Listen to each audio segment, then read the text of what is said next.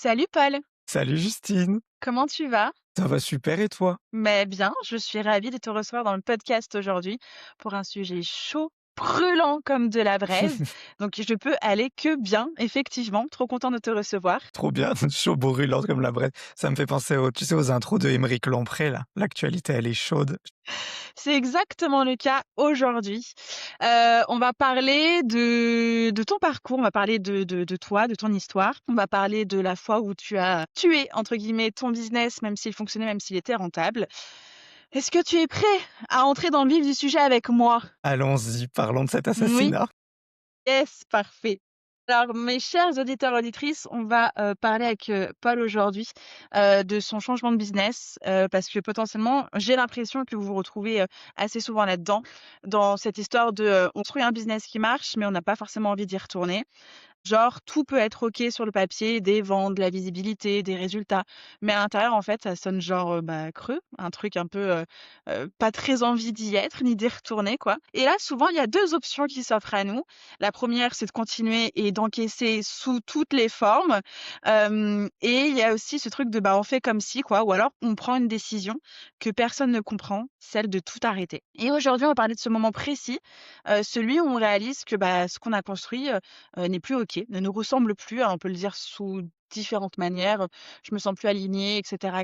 En soi, on n'est plus OK avec ce business dans lequel on y passe, suffisamment d'heures, pardon. Et donc toi, tu l'as vécu et pendant 2 ans, tu as fait tourner un business, rentable, audience, contenu, vente et puis un jour, plus d'alignement, plus d'envie et même un rejet de ce que tu racontais. Et là, du coup, la grosse question que tu as sans doute dû te poser, c'est est-ce que tu continues pour l'argent ou est-ce que tu choisis de te respecter, quitte à repartir de zéro? Et donc, dans cet épisode, on va plonger clairement dans ce moment inconfortable, celui où bah, on doit parfois tuer un business qui fonctionne. Tu es prêt? Oui, tu vois, à t'entendre, Suspense. ça me fait remonter les moments de ces trucs hyper inconfortables. Ça fait bizarre. Complètement. Avant d'aller dans le vif du sujet, je te propose de te présenter sous ta nouvelle version et peut-être nous dire ce que tu faisais avant cette version-là. Ok, alors aujourd'hui je m'appelle Paul Calderon, version 2. J'ai un podcast qui s'appelle Side Project, ça parle, en gros je rencontre des entrepreneurs web, on revient sur leur parcours, on parle de leurs échecs, de leurs leçons. Et j'ai aussi une newsletter, toujours sur ce sujet de l'entrepreneuriat web où je partage les conseils que j'apprends. Ça, c'est la version 2, la version actuelle. Et la première version qui est morte, c'est que j'ai commencé dans l'entrepreneuriat web en parlant de haut potentiel intellectuel et d'hypersensibilité. Donc via un blog et une chaîne YouTube principalement. J'ai commencé ça en 2020, pendant le Covid. Et à partir de 2002, j'ai commencé à comprendre qu'il y avait un problème. Et c'est à partir de 2002 que petit à petit, j'ai fait la transition jusqu'à arriver à cette version 2 aujourd'hui.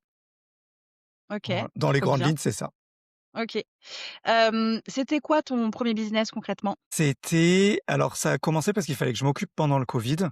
J'étais chef de projet événementiel, j'organisais des soirées à Paris et bah, ça s'est arrêté et on a été mis en pause pendant 1 an et je me suis dit: «Je vais utiliser cette année pour creuser un sujet que j'avais envie de creuser et partager ce que j'apprends». Donc ça a commencé vraiment juste avec, de la vidéo et du blog, j'apprends un truc, je le recrache quoi, en gros, je le partage et petit à petit ça a pris. J'ai eu un coup de bol énorme avec la sortie de la série HPI, quelques mois après. Donc ça a pris plus d'ampleur que prévu, ce qui m'a pas du tout déplu, hein, et je me suis mis à vendre de la formation et de l'accompagnement et petit à petit, c'est transitionné en étant mon métier, quoi. Je suis pas retourné à mon métier de chef de projet OK. événementiel quand le monde s'est rouvert.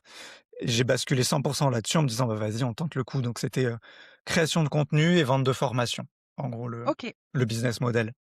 Et à quel moment tu t'es rendu compte que ça fonctionne, hem, et que tu commençais un peu à être: «Ouais, ça fonctionne, j'ai envie, mais je sais pas». Il y a une couille. Heu, Ouais. Ça a été déjà moi, j'ai pas du tout été à l'aise. Un premier truc qui me gênait, c'était le sujet. OK. Dans le sens où, quand les gens me demandaient: «Et toi, Paul, qu'est-ce que tu fais?» C'était direct: «Eh ben, je crée du contenu sur internet sur les HPI et les hypersensibles». «Ah, et comment tu sais ça?» Et direct, tu pars dans: «Ah, bah, moi, j'ai fait une psychothérapie quand j'étais au lycée et tu vois, déjà, il y avait ce petit truc où direct, on passe dans du personnel, là où je parlais à des inconnus, tu vois? Donc ça a été le premier truc qui m'a gêné.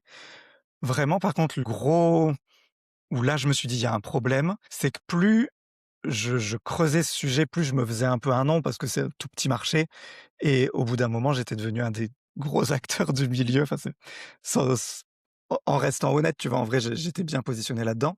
J'ai commencé à voir qu'il y avait des dérives dans ce secteur, tu vois? D'accord. Dans le sens où j'ai intérêt à faire croire à tout le monde qu'il est surdoué ou qu'il est hypersensible pour pouvoir leur vendre du truc par la suite, tu vois? Et ça a été vachement accentué avec la surmédiatisation de HPI, enfin de via la série, où mon mon business, moi, les vidéos qui marchaient, c'était des tests de 10 signes qui prouvent que tu es surdoué, tu vois? Ou des trucs comme ça, qui, sur les moments, je les faisais parce que j'étais à fond dans le guidon, dans «c'est un jeu, je vais faire de la vue, c'est trop drôle, j'adore ce jeu». Mais à un moment, tu prends du recul et tu te dis: «Est-ce que je suis pas en train de dire de la merde là quand même?» hem et juste ça me ressemble pas et je suis en train de gagner de l'argent et capitaliser sur de la souffrance de certains, en essayant de leur vendre un truc, hem, pas nul, mais je pense que le meilleur truc qui pourrait les aider, ce serait d'aller faire une psychothérapie pour certains. Je suis pas du tout psychologue, je suis pas formé pour ça. Moi, je fais des soirées dans Paris, c'est pas mon métier le la psycho et c'est là où il y a eu le premier truc en mode: «Waouh, qu'est-ce qui se passe?» J'ai joué à un jeu, je me suis fait un peu embarquer dedans parce que j'adorais ça, mais en même temps, je me dis: «Là, là, ça me ressemble pas». Tu vois? Je suis pas totalement aligné avec le contenu que je délivre, OK. et ça a été le premier problème. OK. Et de ce premier problème jusqu'à la grosse décision que tu as prise, comment ça s'est manifesté justement au quotidien? Est-ce que c'était plutôt, tu plus envie, tu plus d'énergie? On a bien vu que c'était par rapport à la thématique, par rapport au contenu, par rapport à ce qui se faisait dans ce milieu-là, et toutes les dérives qu'il pouvait y avoir. Cette notion de pas avoir envie de participer à, même si, je pense que tu participais pas, aux certaines dérives, mais, c'était de pas envie de remettre une pièce dans cette machine, mais du coup, toi, dans ton quotidien, comment ça se manifestait? Ça a été au début beaucoup de «je t'aime moi non plus» avec principalement YouTube c'était ma grosse, vache à lait. C'était avec YouTube que j'attirais vraiment du monde et donc c'était des périodes de: «Oh non, j'y vais plus, je ferme les yeux». Les vidéos tournent toujours, elles me permettent de m'amener des gens sur mes formations donc il y a quand même ce truc où ça gagne de l'argent, donc je l'entretiens pas, mais je regarde pas ce qui s'y passe, tu vois? Et juste j'encaisse l'argent, et des périodes où je me dis: «Bon allez Paul, dans tous les jobs, il y a des parties qu'on n'aime pas. Toi, ça t'apporte plein d'autres choses ce job, le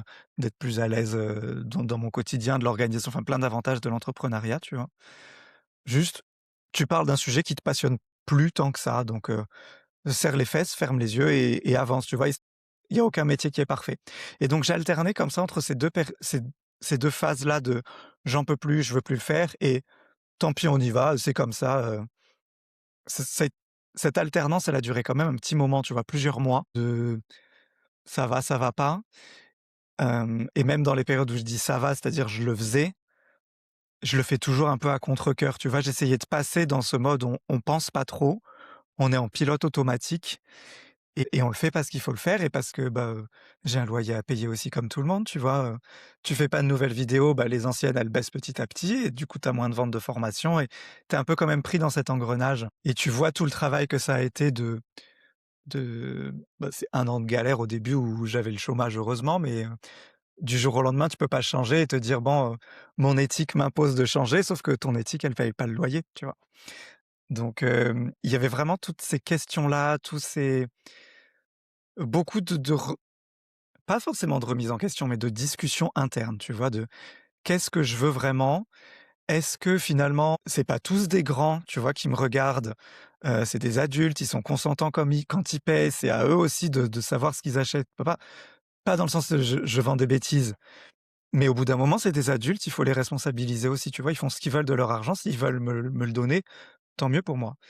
Hem et après tu as des moments où tu es plus, ah ouais, mais quand même, c'est pas la meilleure manière dont tu pourrais les ai mon produit n'est pas 100 le truc qui leur ferait le plus de bien, tu vois? Ce qui leur ferait le plus de bien, certains, c'est une bonne claque, d'autres, c'est un psychologue, enfin ça dépendait vraiment des profils et c'est plein de discussions, en fait, comme ça en interne et tu complètement perdu. Enfin, en tout cas, moi, j'étais complètement perdu sur, qu'est-ce que je veux pas? Cette notion de pilote automatique, je la retrouve beaucoup en coaching et je l'ai moi-même vécu, pareil, dans ma traversée du désert, où tu fais les choses parce que, on doit les faire pour que ça tienne, un espèce de rythme de croisière.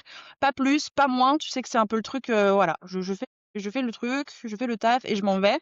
À ce moment-là, dans ton pilotage automatique, tu avais beaucoup d'heures de travail. Comment tu maîtrisais tes heures? Non, pas beaucoup. J'essayais d'avoir toujours une vidéo par semaine qui sort et une newsletter par semaine qui relaie cette vidéo. La newsletter, je mettais quoi? 2 heures à l'écrire et ça, je le faisais vraiment toutes les semaines et les vidéos, je les batchais, tu vois? Je me faisais, 1 semaine dans le mois où je préparais toutes les vidéos et après, c'était du temps que j'avais de dispo pour, de temps en temps, monter des nouveaux projets un peu connexes liés à ça, tu vois? J'ai écrit un bouquin avec un éditeur, c'était création de nouvelles formations et tout. Ça, c'était les choses que je faisais dans les périodes où j'étais en mode, conquérant, vainqueur, serre les fesses, polo et les périodes où j'étais en mode: «Non, mais je peux plus faire ça», bah, juste, je faisais autre chose et je déprimais tout seul dans ma chambre. Tu as parlé de, tu as mis 1 an à vivre de ce business, tu avais Pôle emploi. Après, c'est difficile de, voilà, de switcher, de pivoter, de faire des choix alors que c'est quelque chose qui fonctionne. Tu viens de parler que, bah, voilà, il y avait un éditeur dans la boucle pour l'écriture de ton livre, il y avait des vidéos YouTube, les formations se vendaient, il y avait ta newsletter et cetera. C'était une machine qui fonctionnait bien, qui était, vue, reconnue, commandée, tu étais visible, tu faisais partie des gros acteurs, de ce milieu-là à ce moment-là. Est-ce que toi, quand tu disais: «Non, ça va pas, j'aime plus ce que je fais», est-ce que tu avais un peu une culpabilité de, qui suis-je pour refuser de travailler? Qui suis-je pour, pinailler un petit peu sur: «J'ai du chiffre d'affaires, mais j'aime pas, pourquoi?» Enfin, tu vois un peu ce truc? Est-ce que tu avais un peu de culpabilité ou de la remise en question ou un truc de: «Je peux pas me plaindre, en fait, finalement»? Il y a beaucoup de ce «je peux pas me plaindre». Le truc, moi, qui m'a le plus bloqué, ça a été je laisse tomber mon éditeur qui a fait un pari sur moi, tu vois? La partie rédaction du bouquin, là où j'ai fait ma tâche contractuelle, ça s'est très bien passé. Mais après l'éditeur, il a aussi pris un pari sur moi. C'est-à-dire qu'il a fait le pari que mon activité va continuer pendant des années pour que ça lui ramène de la visibilité sur son livre, enfin sur notre livre. Et en arrêtant après, hem, j'ai ce truc de: «Punaise, il m'a quand même fait», bon, il m'a pas fait une fleur, j'ai respecté mon contrat et voilà, tu vois? Mais en vrai, c'est cool, c'est une expérience super qu'ils m'ont permis d'avoir, et j'avais l'impression de le laisser tomber. Où, j'avais aussi énormément de super retours positifs de clients ou de psychologues qui m'avaient dit que je les avais aidés dans leur démarche pour accompagner les personnes HPI, donc j'avais vraiment des très, très bons retours. Je pense le problème de «J'aide pas les gens», il était vraiment surtout dans ma tête et c'était plus tous ces gens-là que j'avais l'impression de laisser tomber et c'était ça plus qui était dur. Mon entourage, ils ont jamais vraiment compris ce que je faisais, donc que je leur dise: «J'arrête parce que ça me ressemble pas» ou quoi, de toute façon, c'était déjà flou ce que je fais, donc si je leur dis: «J'arrête pour des raisons floues», on se dira: «OK, ça reste flou son histoire». Il fait des On va vidéos encore sur faire un truc YouTube. flou, de toute façon. Ouais, voilà, de toute façon, il fait le guignol sur internet. Par contre, quand j'ai écrit un livre, ça, c'était très concret et ça, c'était: «Ah, Paul, oui, c'est mon neveu, il a écrit un livre». Tu vois? Ça, c'était Il est auteur. facile. Il est auteur et du coup, ça en rajoute dans «Ouais, je suis auteur, mais je vais arrêter complètement ce métier-là». Et c'était plus vraiment cet aspect, je vais décevoir des gens, tu vois? Moi qui disent: «Oh, il fait chier, à pinailler pour des détails», ça, je m'en fous. Et justement, il y a quand même eu beaucoup de retours positifs et tu l'as dit concrètement, le décalage et finalement, l'aspect négatif de ton métier était surtout toi de ton côté et dans ta tête. Est-ce que tu aurais pas pu voir un pivot dans la même thématique ou une nouvelle façon d'accompagner, de pouvoir aider, enfin une évolution de ce business-là? En soi, tu vois, je pense que il y avait beaucoup, en gros, dans le HPI, tu avais beaucoup de formations qui étaient très orientées développement personnel, spirituel et tout ça, ce qui était pas du tout ce que je faisais. Moi, ce que je vendais, c'était une grosse vulgarisation d'articles scientifiques pour te dire: «Voilà ce que dit la science aujourd'hui sur les personnes surdouées. Voilà ce qu'on sait et du coup, c'est comme ça qu'il vaut mieux les accompagner ou qu'il vaut mieux vous que vous vous comportiez». Tu vois? Un truc assez scientifique qui moi, j'aime bien le concret, donc ça me parle beaucoup plus que du développement personnel que je vais trouver un peu flou parfois et donc en soi, j'étais pas déjà là-dedans, tu vois? J'étais assez à l'aise avec ce que je vendais. J'aurais pu aller plus loin là-dedans. Les problématiques que j'avais, c'était vraiment dans je suis une pierre à l'édifice de ça qui joue un peu du mal-être des gens. Enfin, pas du mal-être, mais qui exploite le fait que tout le monde se sent HPI alors que c'est faux. Tu vois, j'avais plein de parents qui venaient me voir en me disant que leur gosse, il arrive pas à écouter en classe et donc forcément il est HPI et donc faut que je les aide. Et alors déjà, non, ton gosse, c'est juste un petit con et Il est il juste y en a libre nos beaucoup, c'est écrans, ça. il peut juste pas se concentrer, c'est tout. Oui, c'est ça, c'est pas, et surtout je me dis: «Mais quel avenir pour ce gosse?» Tu vois? Il a certainement, enfin, c'est un enfant, c'est pas de sa faute. Il y a d'autres moyens de l'aider, c'est pas à moi de le faire. Je ne suis pas la bonne personne, tu vois? Et on me remettait trop de poids sur les épaules. J'ai eu pas mal de gens qui m'envoyaient des mails à 22:00 en ce qu'ils me disaient: «Paul, je vais me su tu le seul à pouvoir m'aider». Et et là, moi, tu vois, je sais pas comment réagir. Je m'imprègne trop de ça, des gens, de j'arrive pas. Et en fait, tu vois, tu avais plein de messages comme ça, où je me dis déjà, moi, à titre perso, j'y arrive pas, c'est pas pour ça que j'ai signé. Et et je veux pas me retrouver au milieu de ces histoires non plus. Tu vois, ça devenait vraiment trop lourd, même si moi j'essayais de me dire: «Alors, j'ai pas d'article scientifique qui te dit ce qu'il faut faire là-dessus», mais j'étais embarqué dans ce truc-là et ouais, j'en pouvais plus du tout. Quand tu es face à parce que là, on comprend bien que c'est pas juste le sujet, c'est aussi tous les à côté des problématiques de l'accompagnement en réalité et de ce que les gens peuvent, partager, des fois enfin, nous, quand on est accompagnant, on est plus ou moins préparé à ça. Toi qui es plutôt, créateur de contenu, de vulgarisation de contenu scientifique, effectivement que tu es pas prêt, pour pouvoir réceptionner ces thématiques-là et réorienter vers un professionnel qualifié et toi, tu prends ça en pleine poire. Finalement, c'est peut-être toutes ces accumulations-là qui t'ont fait penser que, genre, juste, il fallait mettre un gros stop, quoi? Ça a été l'ensemble de tout. C'est-à-dire, je me suis rendu compte que j'étais dans un écosystème dans lequel je voulais pas vraiment prendre part. Tu vois, j'ai appris plein de choses sur le sujet, j'ai appris plein de choses sur moi, c'était génial.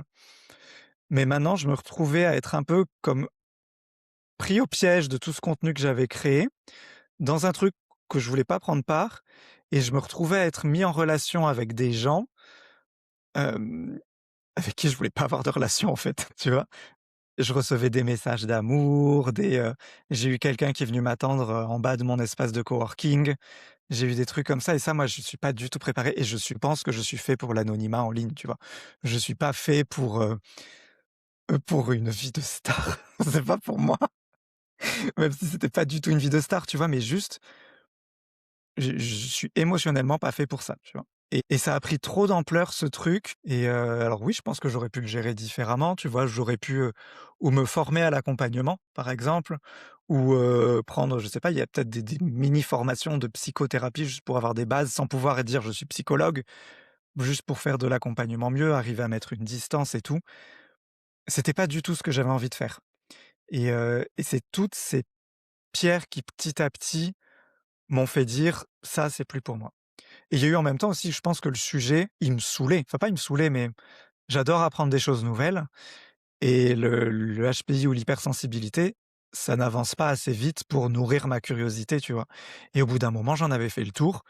J'avais l'impression de redire toujours la même chose, mais formatée différemment pour que ça plaise à Bien sûr. YouTube et et voilà, je pense qu'au bout d'un moment, je me suis dit: «Écoute, ce sujet-là, tu l'as poncé, tu le maîtrises bien.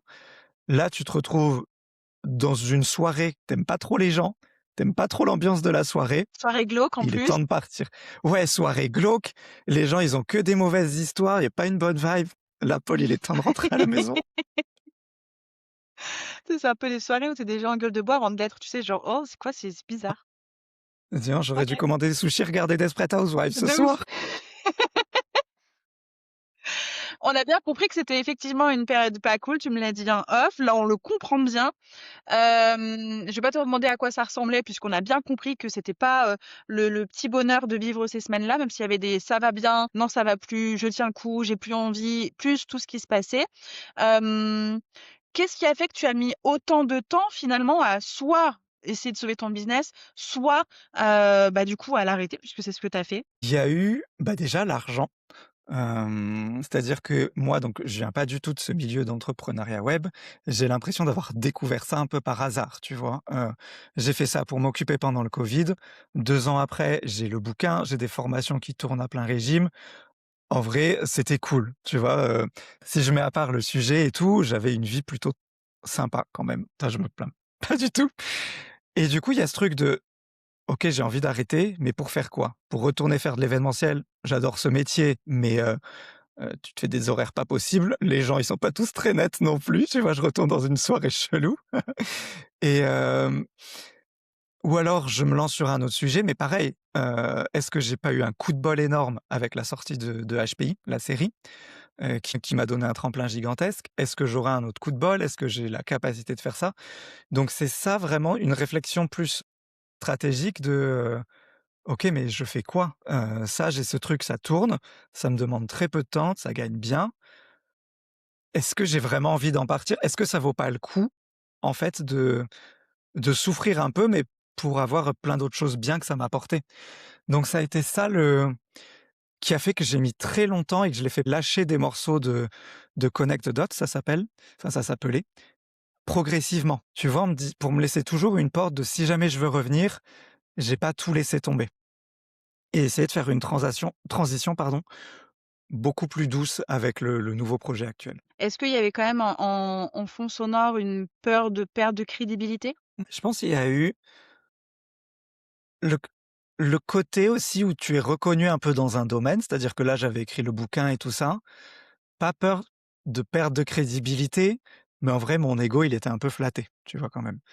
Et peur de perdre ça et de retomber dans un autre sujet où je suis personne et de me dire un peu, bah, est-ce qu'il vaut pas mieux être le roi d'un petit étang que un poisson lambda dans l'océan, tu vois? Donc il y a toujours cette idée-là qui était un peu dure et j'ai commencé en fait, je suis parti sur ce sujet d'entrepreneuriat web parce que j'ai remarqué que ce que j'apprenais pour mener à bien ce premier projet, la technique, enfin la stratégie derrière ça me passionnait beaucoup plus, que le HPI. Tu vois? La création de contenu, la stratégie de la création de contenu et tout ça, ça me passionnait beaucoup plus de parler de ça.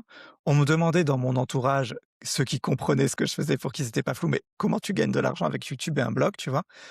Quelques-uns me le demandaient dans mon audience de HPI à l'époque et c'est là que je me suis dit: «Je vais parler aussi de ce sujet-là et peut-être c'est ça ma porte de sortie» et en même OK. temps, je voulais garder les HPI en disant: «Regardez, je l'ai fait, c'était ma preuve», tu vois? C'était ma vitrine et c'est comme ça que petit à petit, je l'ai géré et il y a eu un gros sentiment un peu d'imposture quand j'ai décidé de laisser tomber le HPI, d'arrêter de vendre parce que du coup, j'étais plus qu'un gars qui vend du contenu sur, comment tu gagnes de l'argent en ligne, en gros, sans avoir de preuves à son actif, tu vois? Je gagne de l'argent en t'expliquant comment gagner de l'argent et pas en le faisant moi-même et là, il y a eu un problème mental pour moi à ce moment-là aussi, tu vois? Parce que du coup, quand tu as vraiment officiellement arrêté la partie HPI, tu as tout supprimé? Non, non, non, c'est toujours en ligne, tu peux toujours te OK. retrouver. En fait, ça, c'est la dernière étape.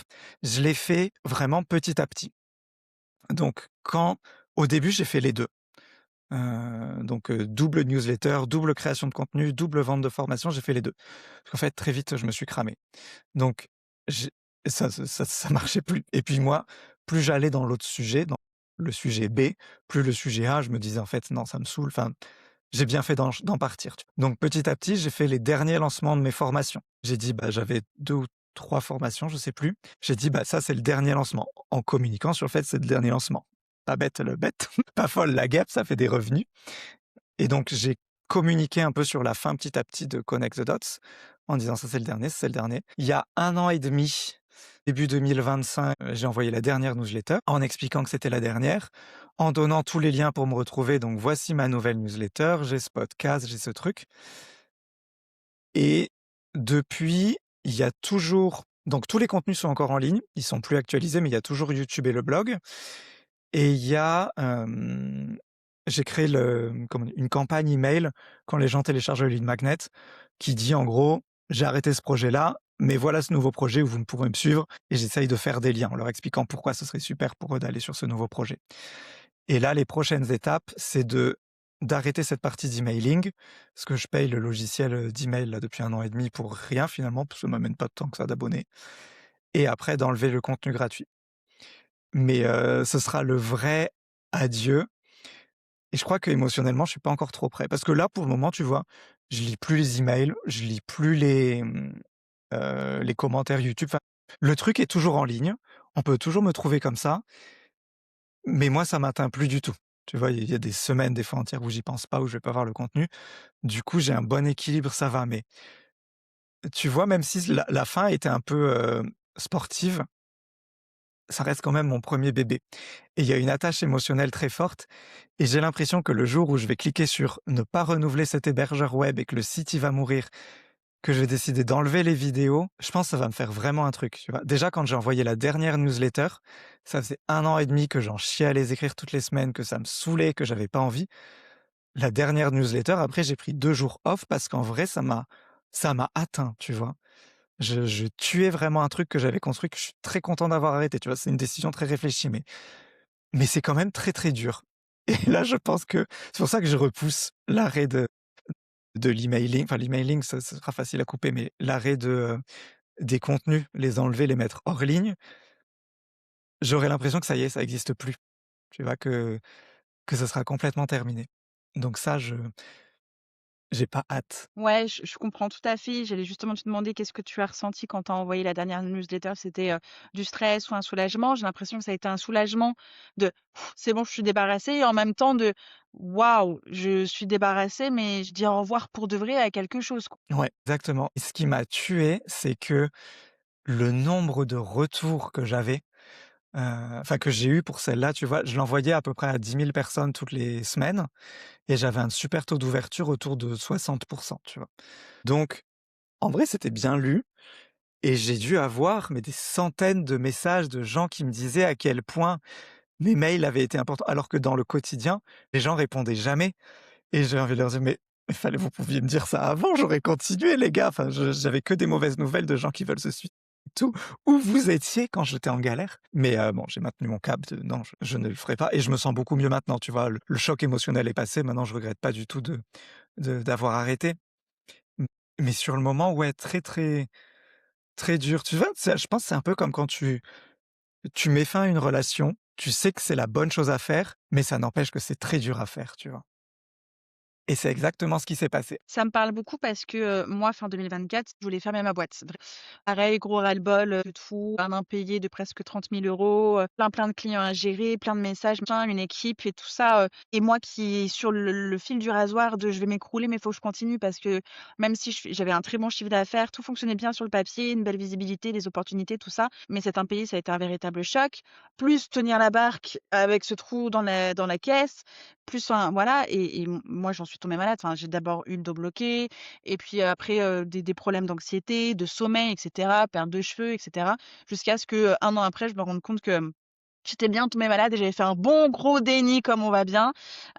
Et effectivement, je voulais fermer ma boîte, sauf que moi je suis en société et fermer une boîte, c'est pas juste fermer une boîte, c'est pas genre cliquer sur supprimer, un Ah non, c'est process de l'enfer. liquidation judiciaire, tout ça. En plus, j'étais à ce moment-là, depuis, plusieurs mois en process d'achat, de résidence principale et donc quand tu achètes une résidence principale, tu ne peux pas liquider quoi que ce soit puisque dans le document d'achat à preuve notariée là, il y a bien vous attestez que vous n'êtes pas en liquidation, gna gna gna et j'étais là genre: «En fait, je dois me coltiner la boîte alors que elle est à vomir, je veux plus être là» et du coup, j'avais, pareil comme toi, fait un dernier lancement. Je l'avais appelé et c'était pendant Black Friday, je l'avais appelé le Last Friday. J'avais fait un bundle de toutes mes offres.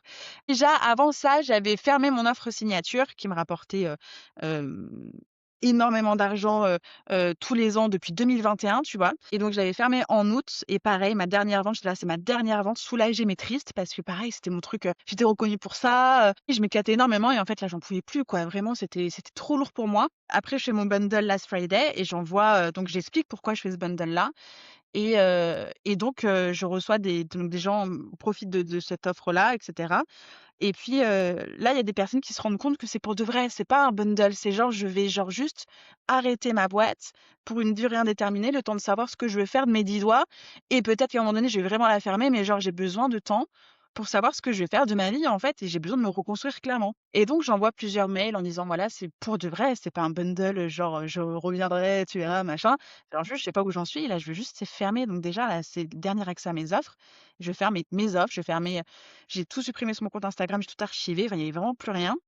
Il restait que mon podcast, mais plus d'épisodes de podcast depuis quelques temps, semaines, mois, je sais plus, parce que j'étais au bout du rouleau, tu vois? Et là, je commence comme toi à recevoir plein d'emails: «Mais Justine, si tu fermes ta boîte, en gros, si tu y arrives pas, moi, je peux pas y arriver. Moi aussi, je veux liquider ma société. Moi aussi, je suis fatiguée, gna gna gna». J'étais là genre: Waouh! Mais en plus maintenant, donc j'avais évidemment des messages d'amour, mais aussi beaucoup de messages de personnes, qui aussi traversaient les enfers et le désert dans leur business et pour qui à la base, moi je les accompagnais à les traverser, tu vois? Et j'étais là genre voilà et puis vraiment je me sentais vraiment, coupable de: «Qui suis-je pour m'arrêter?» alors que sur le papier ça fonctionne, tu vois? J'étais sur mon année à 100 K, j'aurais pu continuer. Qui suis-je pour arrêter? Puis enfin et comme toi, genre je peux pas me plaindre. C'est pas possible, il y en a qui galèrent à avoir des clients. Moi, je ferme mes offres parce que j'en peux plus. Je veux plus de clients, tu vois? Enfin vraiment ce truc de mais j'ai pas le droit de faire ça en fait. Je me gâche, je me sabote, je respecte pas les gens, je respecte pas le business. Il y avait vraiment tout ça et en même temps, je savais qu'il fallait que je fasse ça parce que c'était une histoire de faut que je sauve ma peau, tu vois? Et donc j'envoie cet email, je reçois plein de messages de, donc d'amour et de messages de: «Si toi tu fermes, on peut pas y arriver si tu y arrives pas, moi je peux» et parce que j'ai belle image de marque, je suis très rayonnante, pétillante, machin et que même si je partageais parfois que c'était dur dans les coulisses, personne ne savait ce que je traversais et donc quand je l'ai dit, ça a été un peu genre, on lève le rideau et patatrac, tu vois? Et c'était hyper compliqué, vraiment hyper compliqué et j'ai pas fait d'épisode de podcast, j'ai pas envoyé un seul mail. Donc épisode de podcast, je l'ai repris en juillet 2025, c'était une saison que j'avais enregistrée un an avant, que j'étais incapable de sortir. Mes newsletters, je crois qu'elle est mes derniers mails, c'était fin novembre 2024. Je pense que j'ai dû reprendre en même temps que le podcast, sous couvert du podcast et ma créa de contenu. En fait, je me suis mise derrière mon podcast en me disant: «Bah, en fait, là, ce que j'ai juste envie de kiffer, via le podcast et donc je vais me faire, que du podcast et puis on verra où est-ce que je vais» et puis j'ai repris les cours et j'ai construit après à nouveau, mon petit chemin, tu vois? Mais effectivement, ça a été, un soulagement d'envoyer cet email et en même temps le ventre qui s'est serré de: «C'est pour de vrai, ça y est, c'est dit», tu vois? Et après derrière, les messages de: «Oh waouh, faut que je gère ces émotions-là alors que j'ai déjà du mal à gérer les miennes là», tu vois? C'était Oui. archi, archi compliqué donc je comprends complètement. Et comment t'as fait pour, te remettre en selle? Enfin, c'est quoi? T'as eu besoin d'une Hem, pause? Ça s'est passé comment? ouais, je suis allée exercer mon métier dans une autre boîte déjà, parce que OK. j'étais partie du principe que peut-être qu'en m'enlevant cette charge mentale de tout gérer, peut-être que ça va m'aider et en fait, ça m'a pas aidée. Parce que j'ai pratiquement jamais été salariée et donc quand je suis arrivée dans cette boîte start-up avec possibilité de faire plein de trucs, je me suis mise à faire plein de trucs et donc en fait, j'ai juste répliqué mon comportement habituel dans une autre entreprise que la mienne et sauf que comme j'étais pas toute neuve quand je suis arrivée chez eux, chez Indy, je venais de traverser, mon impayé, mes galères de quelques mois donc je suis arrivée fatiguée, abîmée et complètement surexcitée, de c'est nouveau, enfin vraiment un truc chelou. Et en fait, c'est mon diagnostic. J'ai eu un diagnostic en février 2025. Hyperthyroïdie, maladie auto-immune et je commençais à avoir des problèmes cardiaques, sans compter que j'avais le dos bloqué depuis un an. Et là, mon médecin, il m'a dit: «Non, mais en fait, là, on arrête. Genre, c'est pas une migraine que tu tapes depuis un an, c'est genre juste le level au-dessus et à un moment donné, on va s'arrêter». Et donc là, j'étais en arrêt maladie.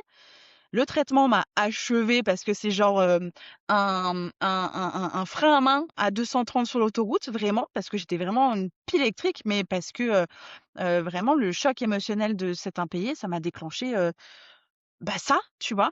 Donc un arrêt maladie, une rupture conventionnelle et j'ai essayé de traverser comme j'ai pu, un peu de thérapie quand même et puis ensuite je suis rentrée en école de coaching parce que je me suis dit: «Bah, OK, ce que je fais depuis des années, c'est accompagner, j'ai envie de level up.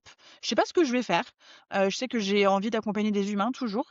Est-ce que c'est des humains dans la vraie vie, genre des particuliers, je sais pas quoi ou est-ce que c'est reprendre une partie de mon business et différemment?» J'avais besoin d'un petit reset et d'apprendre de nouveautés et donc là, je viens de passer mon diplôme de coach, professionnel certifié et ça m'a fait du bien Bravo. parce qu'en même temps merci, parce qu'en même temps, c'était une nouveauté, ça m'a remis, des bases parce que pareil, tu vois, comme j'accompagnais beaucoup d'entrepreneurs, j'avais aussi ce truc un peu de: «Purée, mais je peux plus les accompagner, je voulais fermer ma boîte», tu vois? Il y avait un peu ce truc de: «J'ai planté mon business», alors que pas du tout et du coup, j'avais besoin aussi de remettre un peu de skills, un peu de fondation, un peu d'appui, puis voilà, des nouvelles graines dans ma tête, sortir un peu de tout ce système du business en ligne, de l'infoprenariat, de l'accompagnement, et cetera et voilà, en fait, j'ai mis, tu vois, enfin, j'ai commencé à craquer, en mars 2025. On est en mars 2026, donc j'ai mis un an et demi à traverser ça, tu vois? Parce qu'on n'en parlait pas, parce que j'en parlais pas non plus, je savais pas comment le dire, tu vois? Et maintenant, j'en parle de plus en plus, depuis que je suis revenue un petit peu, je commence à en reparler genre, juillet, tu vois, de l'année dernière et en fait, je reçois tellement de messages de: «Mais oui, mais évidemment,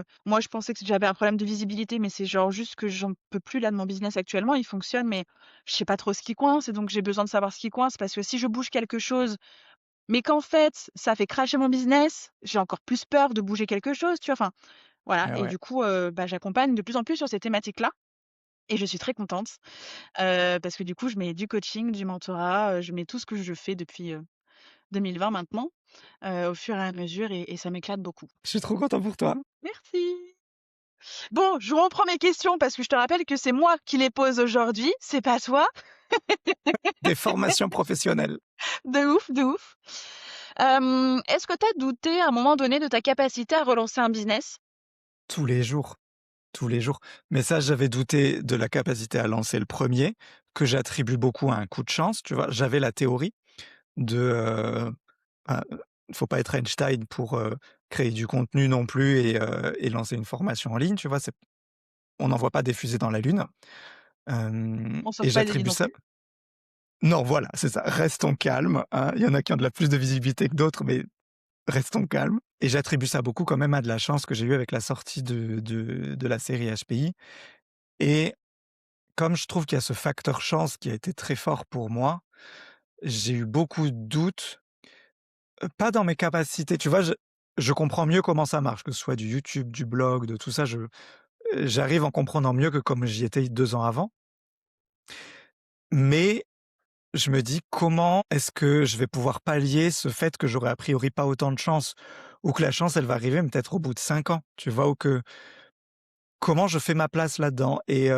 Donc j'ai pas tant douté que ça de mes capacités, mais j'ai plus douté de l'univers et du résultat général, tu vois? Du fait que, bah, ce sera peut-être pas aussi simple, et a priori, ce sera pas aussi simple.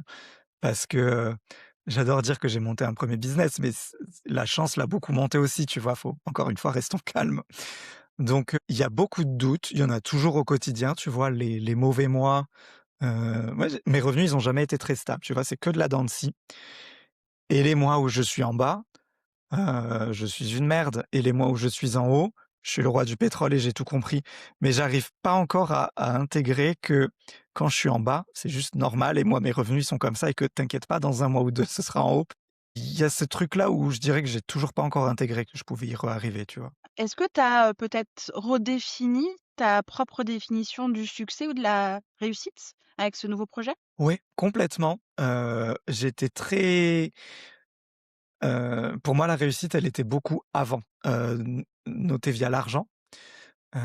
Tu vois, j'ai fait, école de commerce, il y a beaucoup d'entrepreneurs dans ma famille et tout ça, donc tu joues un peu à qui est la plus grosse en parlant que de ton chiffre d'affaires et tes bénéfices, tu vois?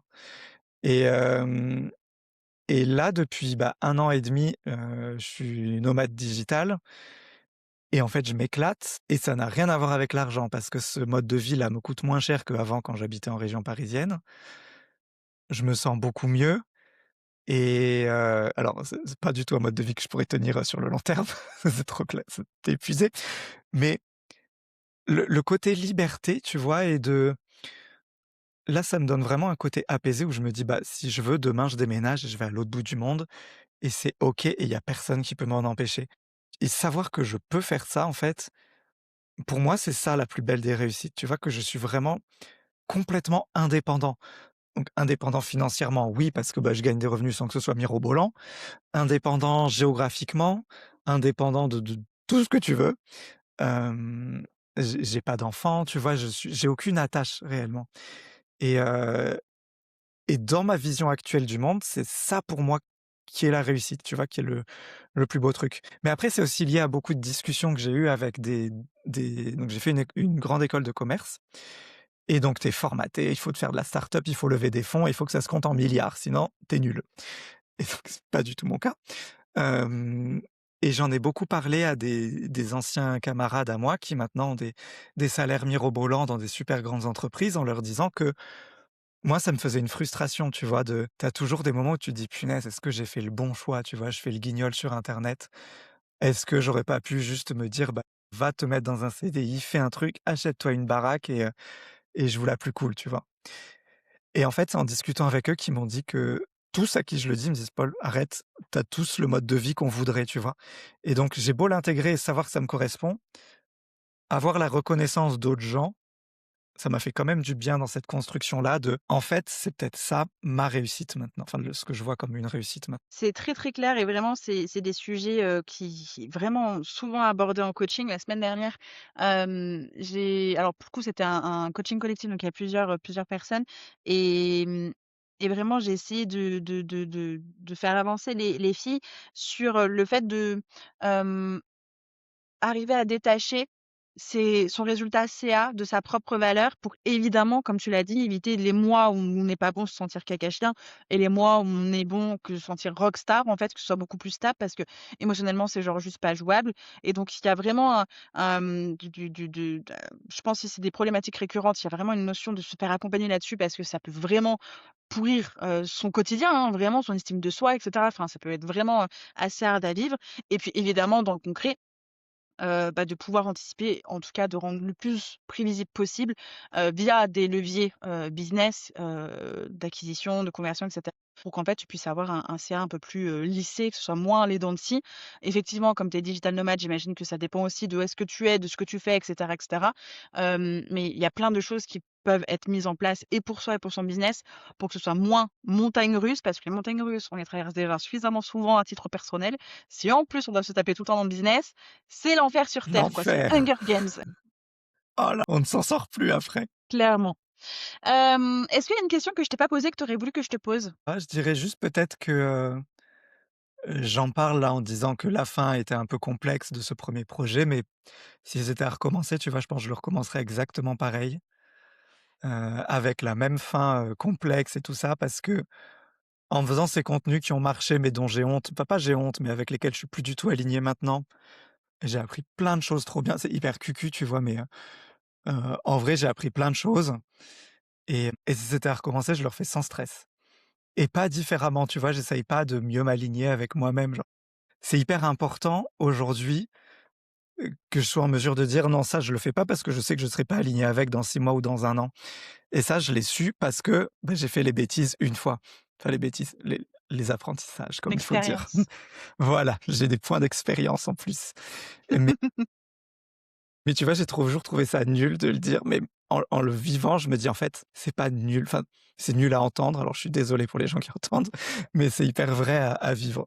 Donc voilà. Clairement d'accord avec toi et à toutes les personnes qui nous écoutent et qui sont en pilote automatique, qui se sentent plus OK, pas alignées et tous ces mots, que l'on peut mettre à cet endroit-là, pour dire qu'en fait c'est bizarre quoi. Qu'est-ce que tu pourrais, leur partager, comme conseil ou ce que tu aurais envie de leur dire? Qu'il faut suivre son intuition. Enfin, déjà qu'il y a aucune bonne réponse de est-ce qu'il faut continuer ou il faut arrêter? Les 2 réponses sont OK. Il y en a pas une qui est bonne. Tu vois, moi, pendant longtemps, j'ai été bloqué sur il faut que je pèse le pour et le contre, que je trouve la bonne solution. Sauf qu'en fait, il y a pas la bonne solution. Il y a la bonne solution pour toi et avec laquelle tu es le plus prêt à vivre, tu vois? Et il faut plus chercher à l'intérieur la réponse et faire confiance à son intuition, tu vois? Et après si on décide de continuer, bah, OK, peut-être qu'il y a peut-être, des améliorations, enfin des trucs à changer pour continuer à être plus OK. Et si on s'arrête, pareil, on n'est pas obligé de tout couper du jour au lendemain, on peut y aller petit à petit et au lieu de chercher la réponse de quelqu'un d'autre ou d'un élément extérieur, j'essaierai plus de la trouver à l'intérieur et de suivre l'intérieur. Et que dans tous les cas, ça ira mieux après. Il y aura peut-être un creux, mais si ça va pas maintenant, de toute façon, ça peut aller que mieux après. Clairement.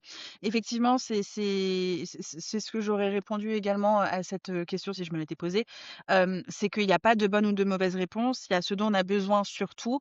Hem Tout plaquer ou faire les choses différemment, c'est tout à fait possible. Genre juste, comme tu l'as dit, les questions, elles viennent d'abord de soi et de l'intérieur et c'est vrai que, l'enjeu, c'est arriver à se couper de l'extérieur, cet ego trip qu'on peut avoir aussi quand un business fonctionne. Il y a des chiffres qui montrent que c'est OK, il y a des clients qui montrent que c'est OK, des commentaires qui montrent que c'est OK. Enfin, il y a plein de trucs qui peuvent, continuer de nourrir un peu cette machine-là, qu'en fait, nous, au milieu de tout ça, on peut être un peu genre: «Ouais, c'est OK pour d'autres, c'est pas OK pour moi, et du coup, je fais quoi si j'arrête?» et du coup, je les abandonne, je les laisse et puis du coup, j'ai pas le droit de me plaindre parce qu'il y en a qui sont en galère et puis du coup, si je tente autre chose et que ça marche pas, bah, en fait, j'aurais tout gâché et donc j'aurais plus que mes larmes pour pleurer, enfin, mes yeux pour pleurer, pardon, l'expression débile.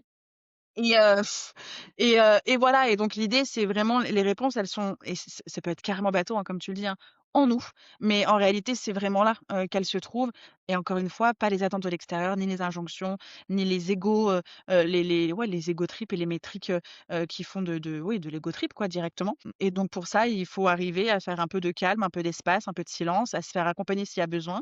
Pour le coup, si c'était à refaire, je referais exactement la même chose, sauf que je me ferais accompagner bien plus tôt. Pour, peut-être, traverser ça avec moins de turbulences émotionnelles, peut-être un peu plus en sécurité et ouais, que je sois moins dans le mal aussi longtemps toute seule, tu vois?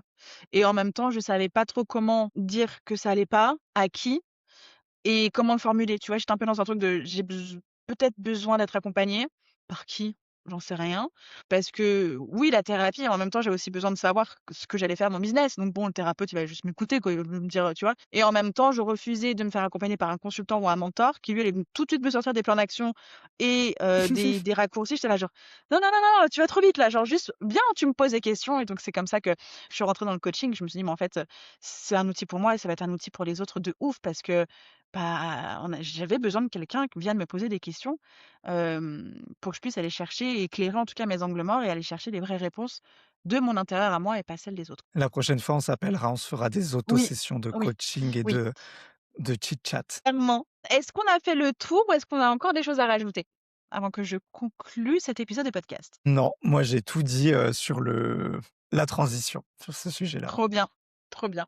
Ben, place à la conclusion du jour. Vraiment, j'ai passé un agréable moment avec toi, Paul. Aujourd'hui, c'était trop bien. C'est vraiment ce sujet-là que tu m'en as proposé plusieurs et c'était celui-ci qui m'a matché parce que évidemment qui résonne fort dans mon parcours et dans ce que j'ai traversé et aussi dans ce que je récupère, de mon audience, pardon, au fur et à mesure. Vraiment, ce que je tiens à préciser, c'est que, bah, ce qu'il faut comprendre, c'est que le vrai risque, c'est pas de perdre un business, plutôt de rester coincé dans un business qui nous éteint petit à petit.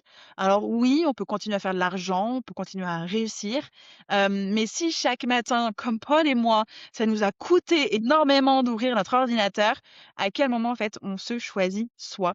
Ton histoire, Paul, et la mienne rappellent un truc assez essentiel qui est, bah, que parfois avancer, ça veut aussi dire s'arrêter et écouter et je le souligne, tu as parlé d'intuition, c'est vraiment hyper important. Pas parce qu'on est en train d'échouer, mais parce que justement on est en train d'évoluer et c'est probablement ça la décision la plus difficile, mais aussi du coup la plus honnête qu'on puisse prendre, dans son business, s'arrêter, observer, décider. Merci Paul. À bientôt. Bye bye.